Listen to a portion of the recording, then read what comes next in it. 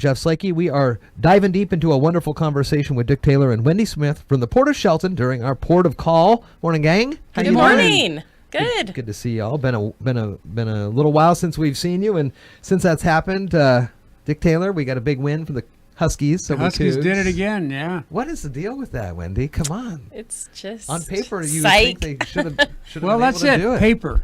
You know, It happens when you hit the field. Yeah, it does. And I sat in that stadium back in '92 when Bledsoe, took them on for a win. So when it started snowing, I mean, I was celebrating, not realizing, that's not really Leach's game, right? And, the passing game. So it's all right. It's all right. At least the Washington team did well. And probably folks are saying it's Alamo Bowl maybe for the Cougs, which is a good great bowl. Yeah. So hopefully. But you can never.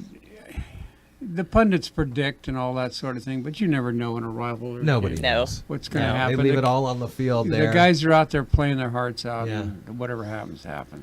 I'd like to propose that Apple Cup happens when all the head Husky defense are hurt like they were most of the year, and then they all came back. Yeah, get them all back. It's like healthy. We do this different next year. They're all healthy now. That's funny. It's kind of like the Army-Navy game, For years, Yeah. Navy went by beating Army, and they had two full classes that never beat Navy. Yeah. 8 or 9 years, and then all of a sudden, wham. We'll have that Army-Navy game on next weekend here on the radio. Saturday. Yeah, so that'll be a good one. Weather has certainly changed as well since the last time we talked. We're seeing a lot of heavy rain come in. I can only imagine the crews up there around the Port of Shelton are working hard to batten down the hatches, and we're hearing of some king tides down at the marina. Yep, marina is experiencing some king tides, and I'm not real familiar with how often those happen. It seems like it's about once a year, and that just means it's an extremely high tide, which with wind and rain, is scary, in a sense. So we watch real close and make sure that, and we have cameras down there, so that makes it easy without, if we're not on site, to be able to check things out.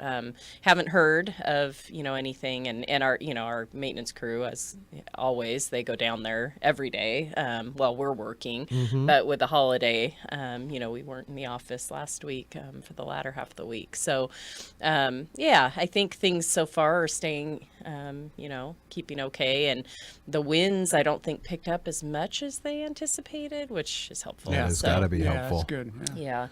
But just you drive around the properties, and there's just standing water all over, and so it's good that we're not mowing. There's tree branches down around. There are. So it's just that time of year, and we start getting the calls for leaks and various things, and still dealing with those old mill buildings that we inherited. So we're trying to figure out how to get those fixed. We have actually a contractor meeting on site on a couple of those later today. So back on that high tide, looking at a website here, it says for today at 10:55, which is in about 2 hours, the high tide is at 15.9 feet. Wow. Yeah. That sounds pretty high. It's high. Very good. Yeah. How does the change in the weather impact some of the takeoff and landings at Sanderson Field? Do you see a lull when it comes to pilots coming in? Or? And I'd say just this time of year anyway, being, a non-towered airport, and a lot of times it's fogged in. We just see a lull anyway. Sure. But we don't have instrument approaches for this airport. So, it's all VFR. Visual flight rules, so they have to be able to see good enough to land and take off. So, it does affect it. If it's not here, where do most of the pilots change course to? Do you know? Do they default to Olympia? I think a lot of times it's Olympia, Bremerton, and then I think Grace Harbor as well. So I think they do any of the. But I just think our population of pilots, they just don't. They just stay here. They just don't tend to utilize this time of year as much. Yeah.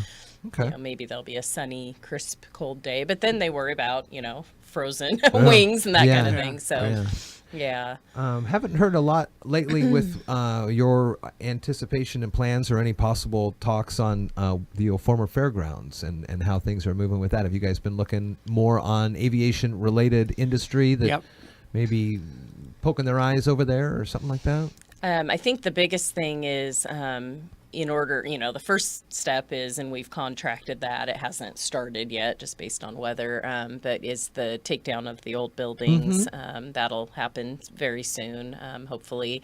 And then then we can start to market that property. The biggest thing is we have to get FAA's buy off on a taxiway, so that if a company wanted to come, we would have a taxiway, a way to get onto the active runway from that property. And so we're trying to convince them, and Brandon is greatly successful in working with the FAA, and then we have Century West as our engineering firm, and they, in conjunction with our projects happening this next year, we're hoping to get some of that funding involved in that. It sounds like there was a little miscommunication on FAA's part, and that they were thinking less than we were thinking.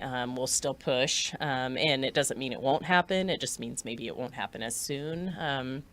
So that would be really important.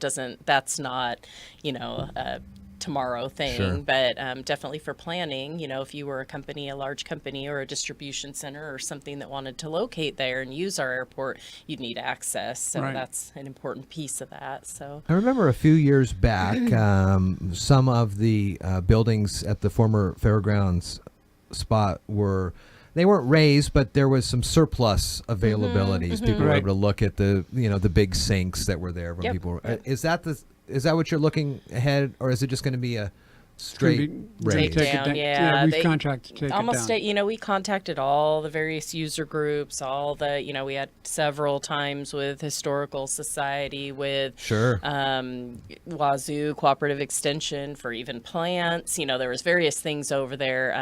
4-H, the fair, the rodeo.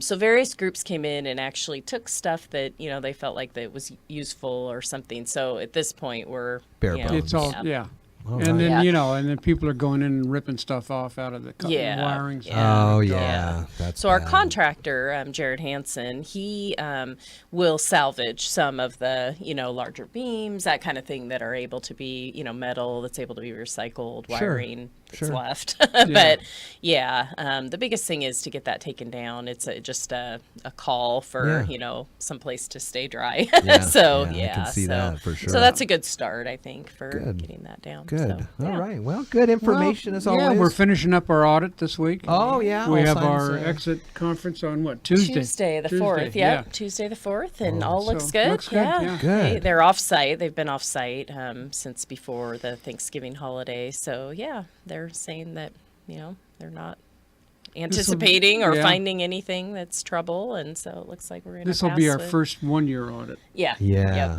Yep. Is this the first one since you moved from the cash to the accrual? No, last year was the conversion, and then they did 16, which was a year. 15 and 16 were both cash, and then so this year was just a 2017 audit. So, very cool. Yeah. Well, Wendy Smith, Dick Taylor, always good talking with you guys. Have a good rest of your weekend. Huskies this Friday night against the Utes. Dogs on Friday. You're going to cheer on the Huskies? Absolutely. Okay, good. Yep. I like to hear that. Washington, Here we go. you got it.